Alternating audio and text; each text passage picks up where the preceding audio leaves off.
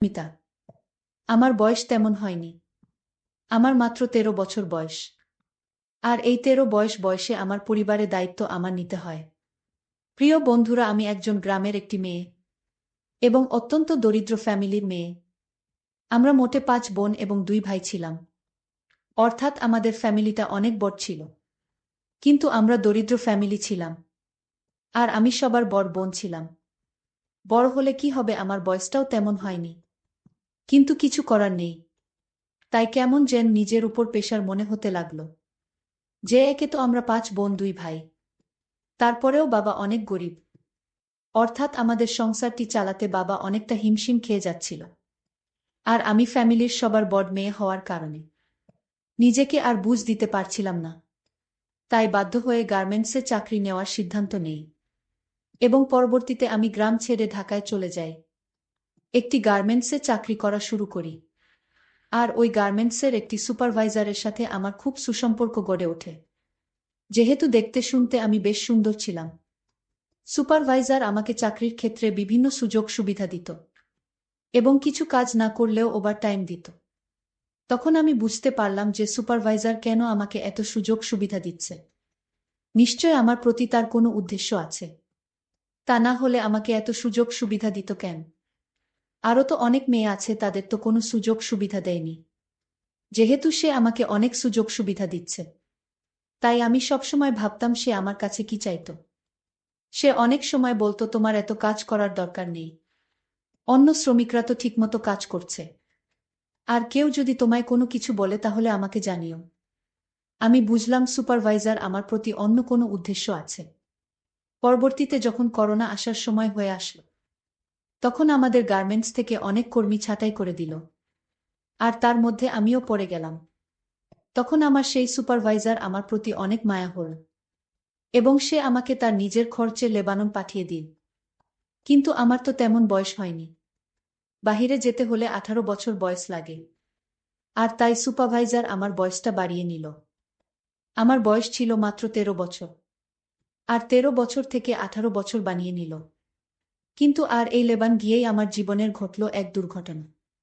লেবানে আমি একটি বাসা বাড়ির কাজ পেলাম। সেই বাড়িতে আমার যে শেখ ছিল তার ৩ ছেলে এবং সে নিজে, এবং তার ৪টা বউ ছিল। প্রথমে আমি বুঝতে পারিনি যে সাধারণত ওদের কেন ২-৩টা করে বউ হয়। পরে বুঝতে পারলাম তাদের অনেক। তাই তারা ২-৩টা করে বিয়ে করে এবং তাদের বুড়াও বিয়ে করার অনুমতি দেয়। কারণ সে একা এত সামাল দিতে পারে না। তাই লেবান যাওয়ার পরেও শেখ এবং তাদের ৩ ছেলের নজরে আমি পড়ে গেলাম। কিন্তু প্রথম টাইম আমি জানতাম না যে প্রবাসে সাধারণত মেয়েদের সাথে এরকম করা হয় এবং কিছু বলাও যায় না। যদি কিছু বলে দেই তাহলে বিভিন্ন রকম মিথ্যা মামলা দিয়ে জেল হাজতে পাঠিয়ে দেয়া। এ বিষয়টি আমি অন্যান্য প্রবাসী মেয়েদের থেকে জানতে পারলাম। তো যাই হোক বন্ধুরা, এরপরে আস্তে আস্তে সংযুক্ত আরব আমিরাত শেখ এবং তার ৩ ছেলের নজরে আমি পড়ে গেলাম। এমনকি তারা বিভিন্ন স্থানে বেড়াতে গেলে আমাকে গাড়িতে করে নিয়ে যেত। তাদের বুদেরকে বলতো যে ওকে দরকার আছে বিভিন্ন রকমের চানাস্তা বানানোর জন্য। এই বলে আমাকে বিভিন্ন জায়গা নিয়ে যেত।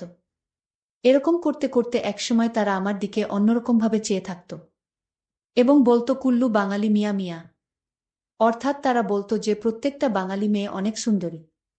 তো একদিন তারা আমাকে নিয়ে দুদিনের একটি সফরে বের হলো। সেদিন শুধু শেখ ছিল আর তার ড্রাইভার আর আমি। তারপর আমি আর শেখ পিছনের সিটে বসলাম আর ড্রাইভার গাড়ি ড্রাইভ করতে থাকল। এক পর্যায়ে শেখ আমার দিকে অদ্ভুতভাবে চেয়ে থাকতে শুরু করল। কিন্তু আমি কিছু বলতে পারলাম না।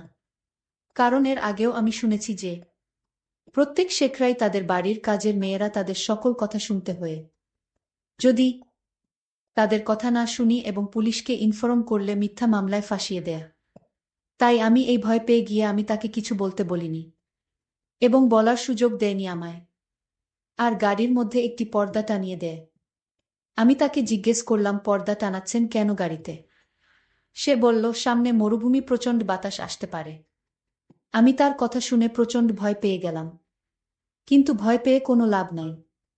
তখন আমার কাছে পুরো দুনিয়াটা একদম অন্ধকার হয়ে গেল। মনে মনে হচ্ছিল আমি আর পৃথিবীতে বেঁচে নেই।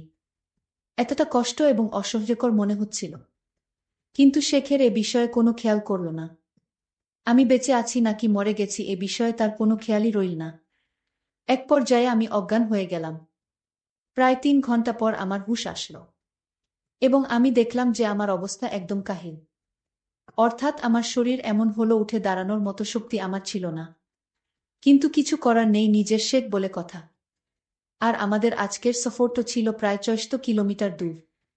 এই 600 কিলোমিটার সফর অবস্থায় শেখ আমার সাথে। তারপর আমি যখন একটি নির্দিষ্ট স্থানে পৌঁছালাম, তারপর আমি সেই স্থানে পৌঁছানোর পর অসুস্থ হয়ে গেলাম। তারপর লেবাননের শেখ আমাকে একটি প্রাইভেট মেডিকেল হসপিটালে ভর্তি করল এবং 2 দিনের মধ্যে আমাকে সুস্থ করে তুলল। অতঃপর সে আবার সেখান থেকে ফেরার সিদ্ধান্ত নিল এবং আমরা আবার গাড়িতে উঠে বসলাম। কিছুক্ষণ আসার পর সে আমায় বলল, কেমন লাগলো আজকের সফর? সে গাড়ির আবার পর্দা টানিয়ে দিল। তখন আমি শেখকে অনেক অনুরোধ করে বললাম, আপনি পর্দা টানালে আমার ভয় করে। আমি তার অনেক হাতে পায়ে ধরলাম, কিন্তু সে কোনোভাবে আমার কোনো কথা মানল না। সে বল, দেখো তুমি এখানে চাকরি করতে এসেছ, তাই আমরা তোমাকে যেভাবে বলি সেইভাবে তোমার চলতে হবে এবং সকল কথা রাখতে হবে। আমি বুঝতে পারলাম শেখ আমার কথা রাখবে না। তারা যা বলে তাই মানতে হয়।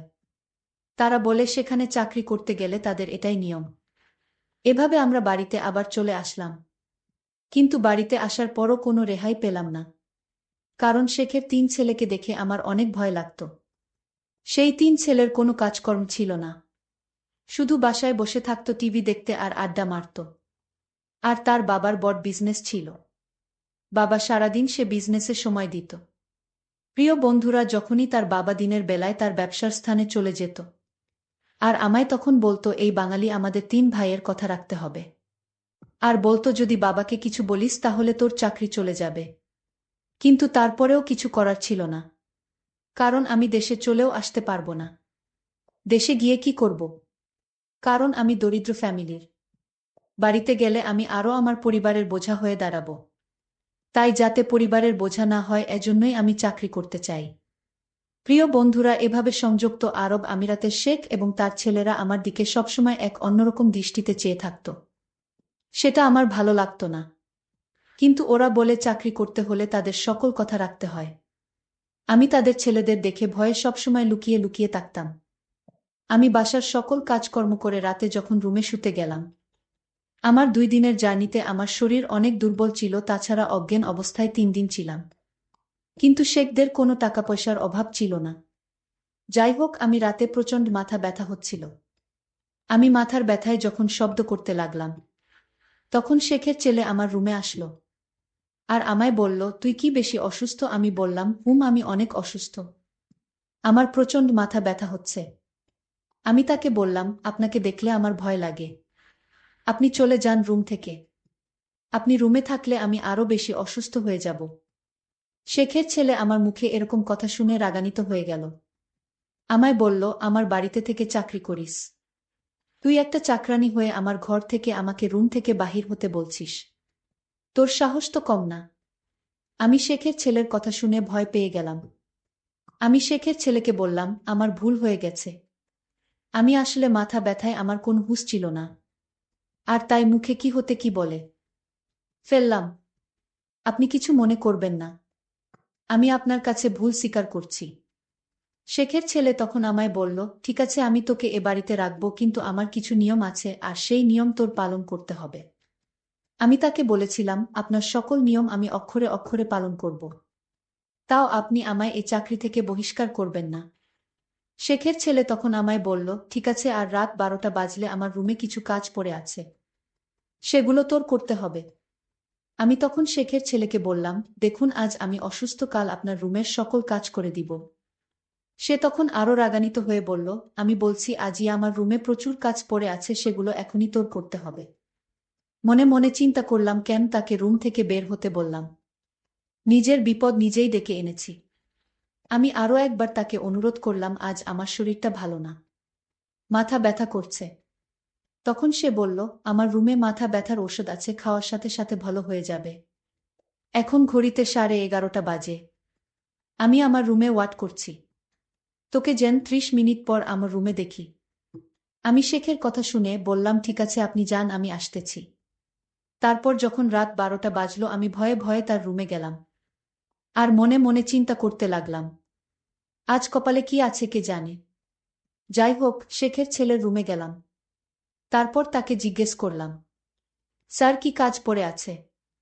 তখন শেখের ছেলে বলল, আজ থেকে রাত 12টা থেকে শুরু করে রাত 4টা পর্যন্ত তোর এই রুমে ডিউটি। আমি শেখের ছেলেকে বললাম, দিনেও ডিউটি রাতেও ডিউটি, তাহলে আমি ঘুমাবো কখন? শেখের ছেলে বলল, ভোর 4টা থেকে সকাল 8টা পর্যন্ত। আমি যদি এখন মানা করি তাহলে হয়তো আমার চাকরি থাকবে না। আর তাই তার এই নতুন নিয়ম মেনে নেওয়া ছাড়া আমার কোনো উপায় ছিল না। আমি তখন শেখের ছেলেকে জিজ্ঞেস করলাম, আপনার রুমে রাত 12টার সময় কি করতে হবে? তখন সে বলল, আমি যদি তোকে বলি তুই শুয়ে থাক তাহলে তুই চুপ করে শুয়ে থাকবি, কোনো কথা বলতে পারবি না। আমি শেখের ছেলেকে বললাম, শুয়ে থাকলে কি আমার ডিউটি হবে? সে বলল, শুয়ে থাকার পর আমি তোকে যা আদেশ করি তাই তোর পালন করতে হবে। আমি আমতা আমতা করে বললাম, ঠিক আছে, আপনি যা বলবেন তাই হবে। তবে আজ আমি অনেক অসুস্থ, আজকের রাতটা আমার রুমে আমায় ঘুমাতে দিন, কাল থেকে আমি আপনার রুমের দায়িত্ব পালন করব। আপনি যাহা বলিবেন তাই হবে। শেখের ছেলে আমায় বলল, ঠিক আছে যা জুমা, আজ তোকে সুযোগ দিলাম। শেখের ছেলের কথা শুনে আমার একটু স্বস্তি মনে হলো। আমি আমার রুমে ঘুমাতে গেলাম। আমি রুমে গিয়ে ঘুমিয়ে পড়লাম। এরপর আমার সাথে যা ঘটেছিল তাতে আমার বেঁচে থাকার ইচ্ছাটাই হারিয়ে ফেলেছি। বন্ধুরা, বিদ্যুতের সংকটের কারণে আজ সম্পূর্ণ গল্পটি শেষ করতে পারিনি। পরের পর্ব আগামীকাল আপলোড দেওয়া হবে। আর এরকম গল্প শোনার জন্য আমার চ্যানেলটিকে সাবস্ক্রাইব করে পাশে থাকুন। ধন্যবাদ।